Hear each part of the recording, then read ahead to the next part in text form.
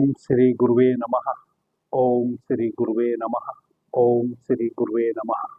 बाबा जी कहो चैनल पर आप सभी मित्रों का आज की चर्चा में मैं स्वागत करता हूं। आदरणीय मित्रों, सर्वप्रथम तो आप सभी को श्रावण मास की बहुत बहुत शुभकामनाएं। भगवान भोलेनाथ बड़े भोले हैं। श्रावण का महीना चल रहा है, सभी देवता सो चुके हैं, भगवान शिव 24 घंटे जाग रहे हैं, रात दिन जाग रहे हैं, उन्हीं का पहरा है पूरी प्रकृति पर। भगवान शिव ही मृत्यु के देवता हैं और भगवान शिव ही जन्म के भी देवता हैं। भगवान शिव के विषय में कहा जाता है कि बड़ी जल्दी मान जाते हैं। पिछले वर्ष सावन के महीने से हम शिव सर्वोदय विज्ञान पर चर्चा कर रहे हैं। आदरणीय मित्रों, आज के सूत्र में माता पार्वती भगवान शिव से कहती है कि हे शिव, हे देवादिदेव महादेव,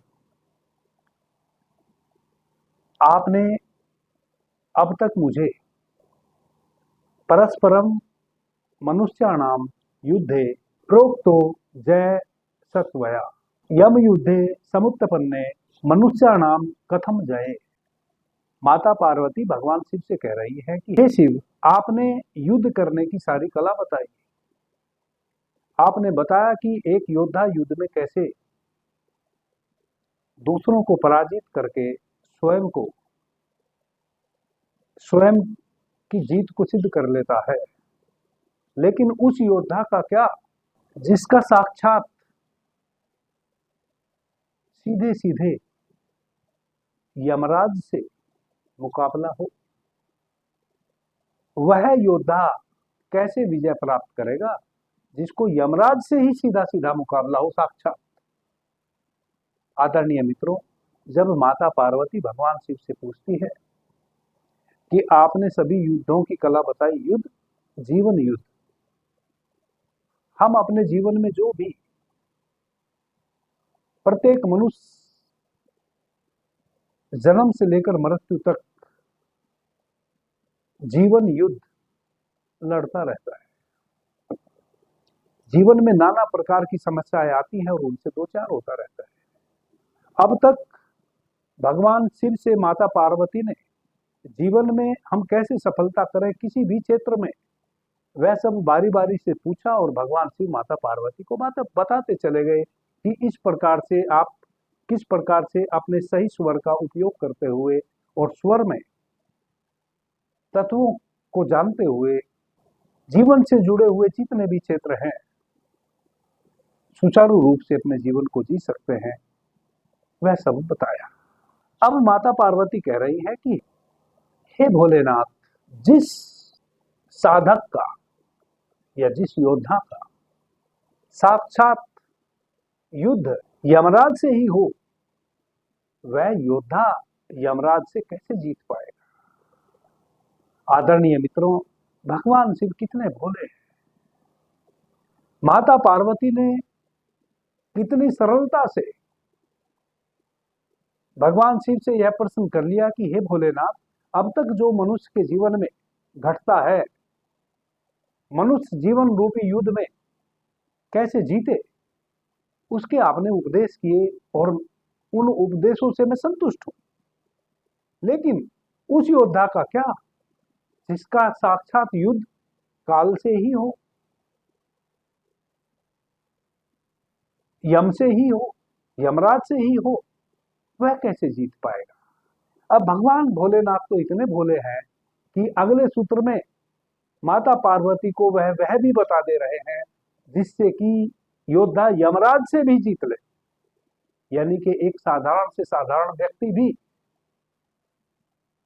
साक्षात यमराज से जब उसका सामना पड़े तो यमराज से भी वह जीत ले। वैसा सूत्र अगला भगवान शिव माता पार्वती को बताते हैं। क्या कहते हैं? ध्यायेद देवम स्त्रियो जीवम जो ही जीव संगम इष्ट सिद्धिर विवेतस्य महालभो जय स्थिता। जो व्यक्ति एकाग्र और शांत मन से इष्ट देव का ध्यान करता है और कुंभक में अपनी प्राण वायु का हवन करता है, वैसे व्यक्ति की सभी मनोकामनाएं पूर्ण होती हैं और वैसा व्यक्ति सभी प्रकार के लाभ प्राप्त करता है और काल पर भी विजय प्राप्त कर लेता है। कितने भोले हैं भगवान शिव। मृत्यु के देवता है, जीवन के भी देवता है। मनुष्य कैसे जीवन को सुखपूर्वक लंबे समय तक जी सके, इसका भी ज्ञान बता रहे हैं। और मनुष्य कैसे अपने प्राणों की रक्षा करे, उसकी भी विधि बता रहे हैं। कितने भोले हैं। आदरणीय मित्रों, कैसे हम अपने इष्ट देव का ध्यान करें, यह इष्ट देव कौन है हमारे, अगर हमें यही पता हो तो फिर ध्यान की भी करने की आवश्यकता क्या है। यहाँ भगवान शिव कह रहे हैं कि जो भी आपके इष्ट देव हों, यूं तो बिल्कुल सीधा सीधा सा सूत्र है, इष्ट देव का ध्यान करें। जो भी आपके इष्ट देवता है उनका आप ध्यान करें। कैसे करें? एकाग्रचित्त मन से करें। अपने चित्त को इधर उधर बिना भटकाए जो भी आपके इष्ट देव है सीधा सीधा उनका ध्यान करें। श्वासों का कुंभक करें और उस कुंभक में प्राणवायु का हवन करें, तो आपकी सभी मनोकामनाएं पूर्ण होंगी और आप सभी कार्यों में विजेता होंगे। अंत में आप काल पर भी विजय प्राप्त कर लेंगे, ऐसा भगवान शिव कह रहे हैं। आदरणीय मित्रों, यूं तो बड़ा सरल सा यह है सूत्र है, यदि समझ में आ जाए। जिन मित्रों को यह सूत्र समझ में आ गया हो, वह मित्र यही इस वीडियो को स्टॉप करें और यदि उनकी भगवान शिव के इन सूत्रों में आस्था है, अभ्यास में लग जाए। जिन मित्रों को समझ में ना आया हो, उनको मैं भांति भांति से समझाने का अब आगे प्रयास करूंगा, और जिनको समझ में आ गया हो वह यहीं से इस वीडियो को स्टॉप करें और अभ्यास में लग जाए। मुझे ना कहें कि आप मतलब की बात कम करते हैं और बिना मतलब की अधिक करते हैं, क्योंकि आगे मैं इस सूत्र को समझाने के लिए नाना प्रकार के उपदेश करूंगा। मैं कोई सूत्र ही नहीं बता रहा हूं, मैं तो प्रवचन दे रहा हूं।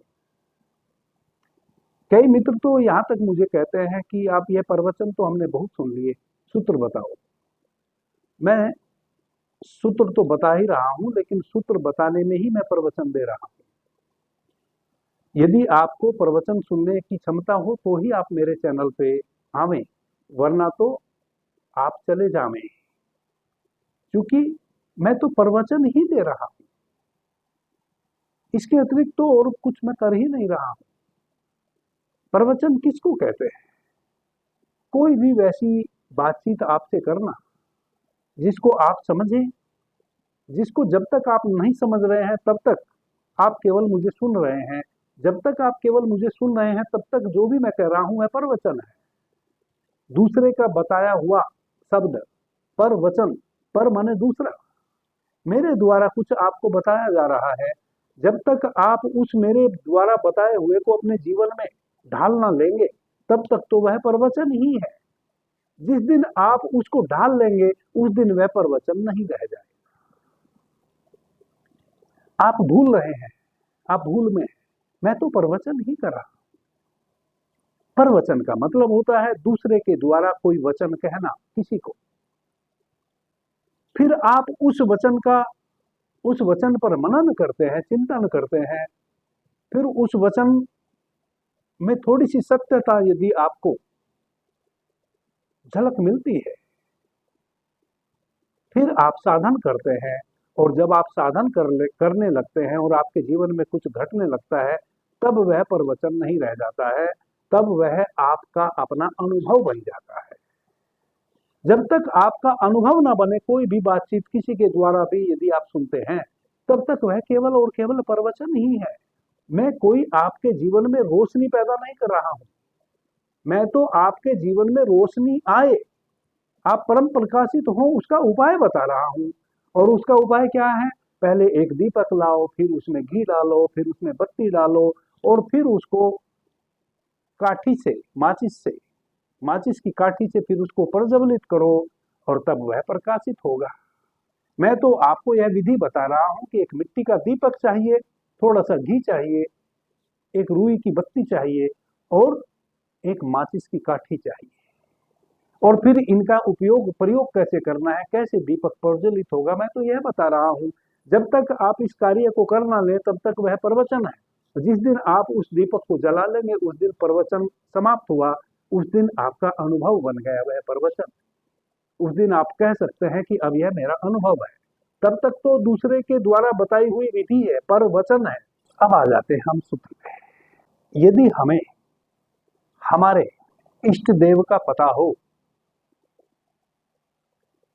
तब तो फिर हमें और कुछ पता करने की आवश्यकता ही नहीं है। इष्ट देवता का मतलब यहाँ भगवान शिव का इस बात से नहीं है कि कौन आपका कुल गुरु है, कौन आपकी कुल देवी है, किसको आपने देवता माना है। किसी ने चंद्रमा को देवता माना है, किसी ने सूर्य को देवता माना है, किसी ने वायु को देवता माना है, किसी ने जल को देवता माना है, किसी ने अग्नि को देवता माना है, किसी ने मनुष्य को देवता माना है, किसी ने पत्थर को देवता माना है, किसी ने पशु को देवता माना है, किसी ने वृक्ष को देवता माना है, और किसी ने नदी को देवता माना है। यहाँ उस देवता से मतलब भगवान शिव का है ही नहीं। यही हमसे भूल हो जाती है। सूत्र तो बहुत तेरे हैं। स्वर विज्ञान की पुस्तिका प्रत्येक रेलवे स्टेशन पे बुक स्टॉल में मिल जाती है, लेकिन फिर भी स्वर विज्ञान आधा प्रतिशत लोग भी पूरे भारतवर्ष में नहीं जानते हैं। जो स्वर विज्ञान को जानने का दम्भ भरते हैं उनको भी स्वर विज्ञान के इन सूक्ष्म रहस्यों का पता नहीं है। मैं यह नहीं कह रहा हूं मुझे पता है, लेकिन मुझे जितना पता है उतनी मैं बातें जरूर कर रहा हूं। और अधिक किन्हीं को पता है, फिर और अधिक और किन्हीं को पता है। मुझे थोड़ा सा पता है, 1-2% मुझे पता है, वह मैं आपके समक्ष लेकर आ रहा हूं। लेकिन 1-2% भी बहुत कम लोगों को पता है, बस मैं यह कहना चाह रहा हूं। अब यहां इस सूत्र में उलझने की बहुत सुविधा है। कोई गणेश जी को देवता मानता है तो वह गणेश जी को भीतर धारण करेगा एकाग्रचित होके, और गणेश का ध्यान करेगा भीतर। वह इस सूत्र को कभी भी नहीं जी पाएगा। यह सूत्र गणेश के लिए है ही नहीं, यह किसी भी देवता के लिए नहीं है जो आपके द्वारा स्थापित देवता है। यह तो आपके द्वारा जो श्वास ली जा रही है, उस श्वास के साथ जो प्राण तत्व आप भीतर ले रहे हैं, उस देवता की बात कर रहे हैं भगवान शिव। और हमारे भी शास्त्र आपकी श्वासों में जो प्राण तत्व आप भीतर लेते हैं उस प्राण तत्व को ही ब्रह्मा कहे हैं, क्योंकि उस प्राण तत्व के बिना आपका जीवन नहीं हो सकता। जो आपके लिए जीवनदायिनी चीज है वही तो आपका देवता हो सकता है। जिसके बिना, जिसके अभाव में आप एक पल बिना जी पाए, एक क्षण बिना जी पाए, वही तो आपका देवता हो सकता है। और आपका देवता हो भी कैसे सकता है कोई। मैं इस सूत्र के लिए यह बात कर रहा हूं। देवता तो हमारे 33 कोटि है, लेकिन जहां तक इस सूत्र की बात है, यह सूत्र आपके प्राण वायु को ही आपके इष्ट देव के रूप में उद्धर्त कर रहा है। तो इस सूत्र का फिर हम मतलब क्या करें, कैसे गुजरे। भगवान शिव कह रहे हैं इस सूत्र में कि अपने इष्ट देवता के प्रति एकाग्र मन से एकाग्रचित होकर ध्यान करते हुए कुंभक में अपनी प्राण वायु का हवन करने वाला जो साधक है उसकी सभी प्रकार की मनोकामनाएं सदैव पूर्ण होंगी और वह सभी कार्यों में विजेता होगा, और अंत में वह काल पर भी जीत को उपलब्ध हो जाएगा। ऐसा भगवान शिव माता पार्वती को समझा रहे हैं इस श्लोक के माध्यम से। चूंकि माता पार्वती ने पूछा है कि हे देवादिदेव महादेव, अभी तक आपने जितने भी सूत्र कहे, मनुष्य के जीवन में जितने भी द्वंद्व हैं उन सभी द्वंद्वों को वह जीत लेगा, उन सभी द्वंद्वों से वह पार पालेगा। वह सब आपने विज्ञान बताया, वह सभी सूत्र आपने बताए, और उससे मैं उन सभी सूत्रों से मैं अभिभूत हूं। मेरा पूर्ण विश्वास है जो आपने बताया उस पर, और मैं वैसा अनुभव भी कर रही हूं जो अभी तक आपने बताया कि कैसे हम अपने स्वर के माध्यम से और तत्व के माध्यम से अपने जीवन के झंझावतों से मुक्त हो सकते हैं। लेकिन जिस योद्धा का, जिस व्यक्ति का, जिस साधक का साक्षात यम से पाला पड़ा हो, यम से युद्ध चल रहा हो, वह कैसे जीत पाएगा स्वयं यमराज से? तो भगवान शिव यह सूत्र कहते हैं।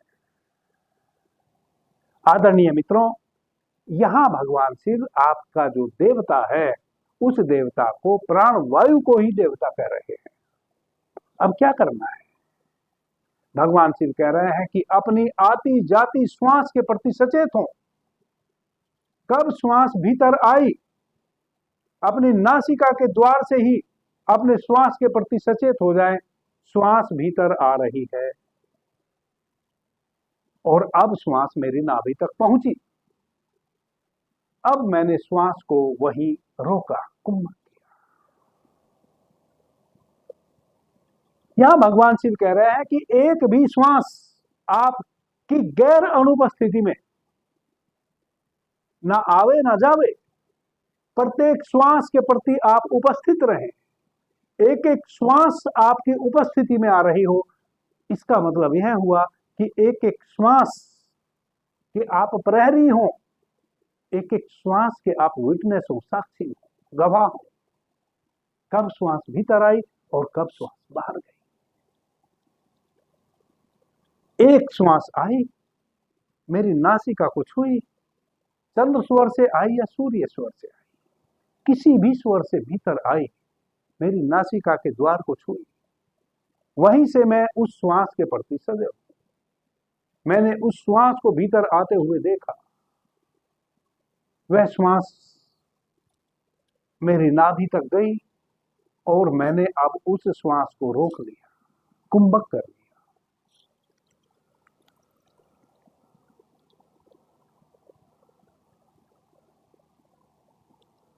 और उस कुंभक में उस प्राण वायु का हवन कर दिया।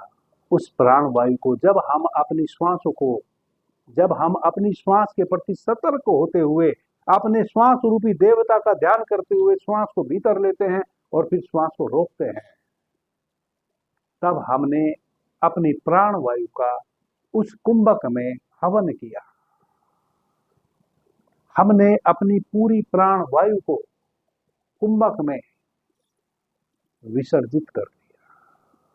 श्वास को तब तक रोका जब तक श्वास सहज रूप से हम रोक सकते हो। शरीर ने ऑब्जर्व कर ली। सारी प्राण वायु जो श्वास के माध्यम से भीतर आई थी, उस कुंभक की अवस्था में 72,000 प्राण वाहिनी नाड़ियों में प्रवेश कर गई। आपने उसका हवन कर दिया, शोषित कर दिया, जला लिया उसको भीतर ही। अब खाली श्वास केवल आपकी बाहर जा रही है। यह हुआ श्वास रूपी देवता का ध्यान करते हुए, श्वास में चल रहे प्राण रूपी देवता का, प्राण वायु का ध्यान करते हुए कुंभक में प्राण वायु का हवन करना। और अब भगवान शिव कहते हैं कि वैसा व्यक्ति सभी मनोकामनाओं को पूर्ण कर लेता है। इसका मतलब यह हुआ कि एक श्वास आई, श्वास को हमने रोका, कुंभक किया, प्राण वायु को भीतर जलने दिया। जब प्राण वायु 100% जल जाएगी, रंच मात्र भी ना बचेगी, तब फिर आप श्वास को रोक नहीं पाएंगे। फिर आपके शरीर को और श्वास लेना पड़ेगा, क्योंकि वह प्राण वायु तो आपने जला दी कुंभक में।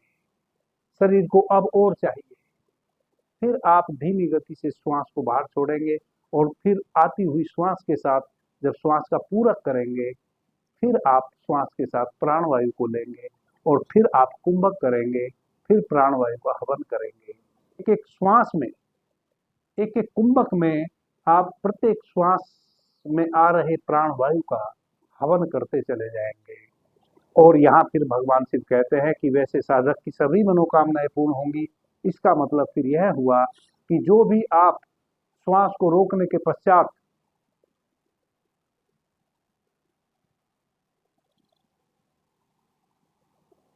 अपने मन में धारण करेंगे, जो भी आप इच्छा प्रकट करेंगे, श्वास जब तक रुकी रहेगी, जब तक श्वास का कुंभक रहेगा, जो भी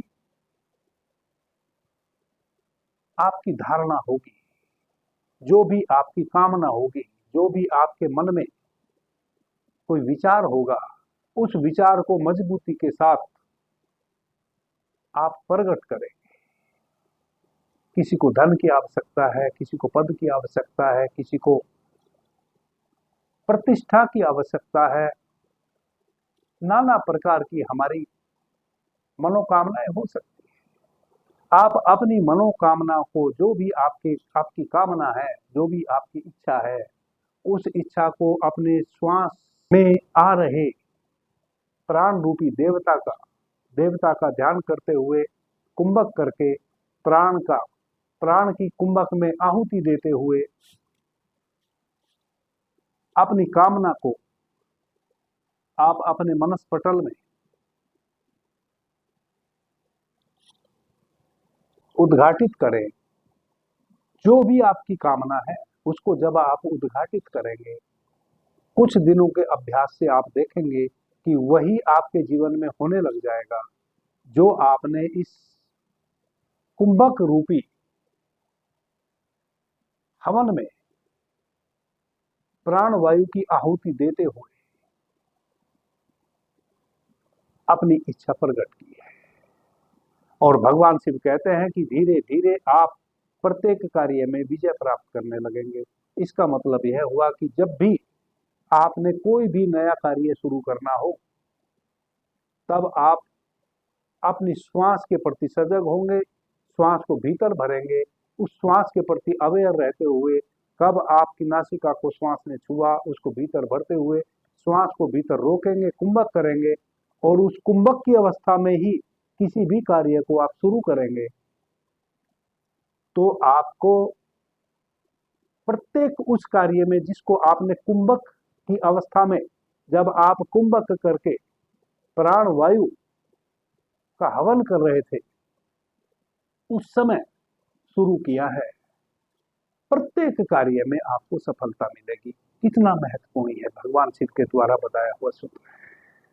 उसके बाद फिर भगवान शिव कहते हैं कि ऐसे साधक को यम से भी जब मुकाबला होगा तो वह उससे भी लड़ लेगा। इसका मतलब यह हुआ कि जिसने अपने प्राण वायु को कुंभक रूपी हवन में, यज्ञ में आहुति देना शुरू कर दिया, वह अंत में यम से भी लड़ लेगा। क्यों लड़ लेगा? क्योंकि जब तक कुंभक करके आप रख सकते हैं अपने भीतर प्राण का, तब तक इस दुनिया की कोई भी शक्ति आपको हरा नहीं सकती।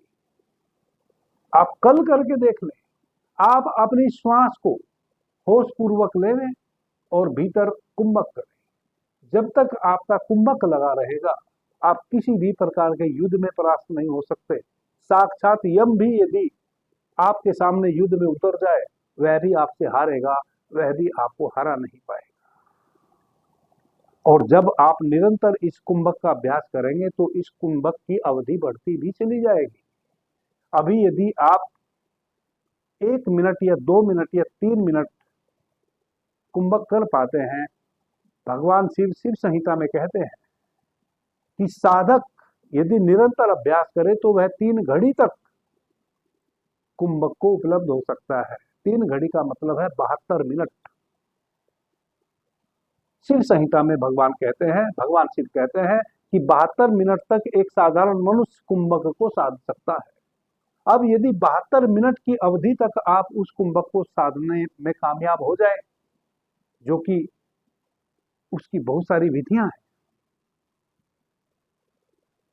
तब यमराज भी जब तक वह कुंभक लगा रहेगा तब तक कितने ही अपनी फांस लेके आ जाए, आपको काल का ग्रास नहीं बना सकता। आप सभी मित्रों के जीवन में यह श्रावण मास भगवान शिव के द्वारा बताई हुई सभी विधियों के पीछे का जो लाभ है, उन सभी लाभ को उपलब्ध हो, किसी भी लाभ से आप वंचित ना रहें। और यह मौका है, सावन का महीना भगवान शिव की अनुकंपा का महीना है। आप सबके जीवन में भगवान शिव की अनुकंपा निरंतर बरसे, ऐसी भगवान भोलेनाथ से मेरी प्रार्थना है। अभी के लिए इतना ही। आपने मुझे ध्यान से प्रेम से सुना, उससे मैं बहुत अनुग्रहित हूँ। अंत में सभी मित्रों को मेरा प्रणाम, धन्यवाद। हर हर महादेव।